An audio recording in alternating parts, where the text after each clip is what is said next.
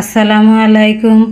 আজ আমি আপনাদের জন্য নিয়ে এসেছি কিভাবে কম সময়ে মুসুরির ডাল রান্না করা যায় এবং মুসুরির ডাল খেলে মুসুরির ডালের অ্যালার্জি হবে না সেটি দেখাবো। আমি আধা ঘন্টা মুসুরির ডাল ভিজিয়ে রেখেছি পানির ভিতরে। এখন আমি মুসুরির ডালটা ধুয়ে নেব। আধা ঘন্টা মুসুরির ডালটা ভিজিয়ে রেখে আমি ধুয়ে নিয়েছি। এখন আমি মুসুরির ডাল রান্না করে দেখাবো। আধা ঘন্টা ভিজিয়ে রাখার ফলে মুসুরির ডালের যে মেডিসিন অ্যালার্জি তা পানির ভিতরে চলে যাবে। এই মুসুরির ডাল রান্না করে খেলে আর অ্যালার্জি হবে না। একটা প্রেসার কুকার নিয়ে নিয়েছি, এর মধ্যে আমি ডাউলগুলো ঢেলে দিচ্ছি। এই ডাউলের ভিতর আমি কয়েকটা কাঁচামরিচ নিয়েছি, রসুন, পেঁয়াজ নিয়েছি, এগুলো আমি দিয়ে দিলাম। ডাউলের ভিতর আমি পরিমাণ মতো পানি দিয়ে দিলাম। এখন প্রেসার কুকারের ঢাকনাটা লাগিয়ে দিলাম।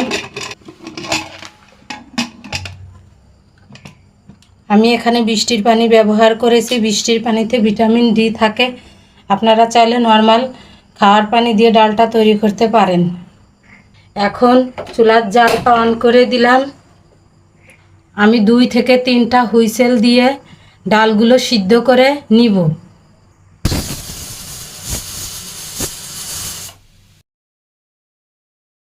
এভাবে 3টা হুইসেল দিয়ে নেব আমি। ডালটি সিদ্ধ হয়ে গেছে। এখন আমি চুলার জাল বন্ধ করে দিব। আমি একটি বাটিতে পরিমাণ মতো পানি দিয়ে চুলার জালটা অন করে দিলাম। এই পানিটি আমি ফুটিয়ে নেব। ডাউলে দেওয়া পানিটি আমি এভাবে ভালোভাবে কিছু সময় ধরে ফুটিয়ে নিলাম। প্রেসার কুকারের মুখটা আমি গ্যাস বের করে খুলে নিলাম। ডাউলগুলো আমার ভালোভাবে ফুটে গেছে। আর প্রেসার কুকারে যে কোনো জিনিস সিদ্ধ করতে গেলে পানির পরিমাণটা একটু কমই দিতে হয়। এখন আমি ফুটিয়ে রাখা পানি ডাউলের ভিতর দিয়ে দিলাম। একটা ঘুটনির সাহায্যে ডালগুলো আমি ঘুটে নিব। এখন আমি ডাউলগুলো রান্না করে দেখাবো। আমি চুলায় একটা কড়াই বসিয়ে দিয়েছি, গ্যাসটা অন করে দিলাম। কড়াইটা গরম হয়ে গেছে। এখন আমি পরিমাণ মতো একটু তেল দিয়ে দিলাম। এর মধ্যে রসুন আর পেঁয়াজ কুচিগুলো দিয়ে দিলাম। এগুলো লাল লাল করে ভেজে নিতে হবে। এখন আমি এর মধ্যে কিছু জিরা এবং কালো জিরা নিয়েছি, সেই ফোড়ন দিয়ে দিলাম।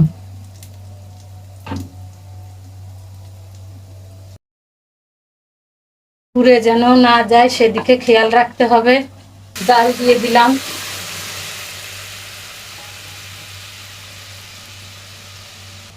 এর মধ্যে আমি 1.5 চা চামচ লবণ নিয়েছি, 1/2 চা চামচ হলুদের গুঁড়া এবং 1/2 চা চামচ আদা বাটা নিয়েছি, এগুলো দিয়ে দিলাম।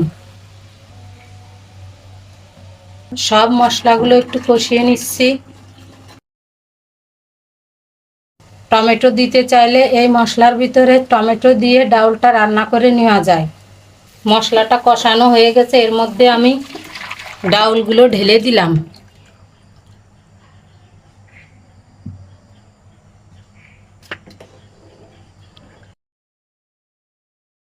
এখন আমি 2টা বলক দিয়ে নেব। ডাউলে বলক এসে গেছে। এভাবে 2টা বলক আসলেই আমি চুলার জালটা বন্ধ করে দিব। বেশিক্ষণ ধরে ফুটাবো না। বেশিক্ষণ ধরে ফুটালে ডালের স্বাদ নষ্ট হয়ে যায়। আর ডাউল রান্না শেষ। এখন আমি চুলার জালটা বন্ধ করে দিলাম। ভিডিওটি দেখার জন্য অসংখ্য ধন্যবাদ। সবাই ভালো থাকবেন, সুস্থ থাকবেন। আল্লাহ হাফেজ।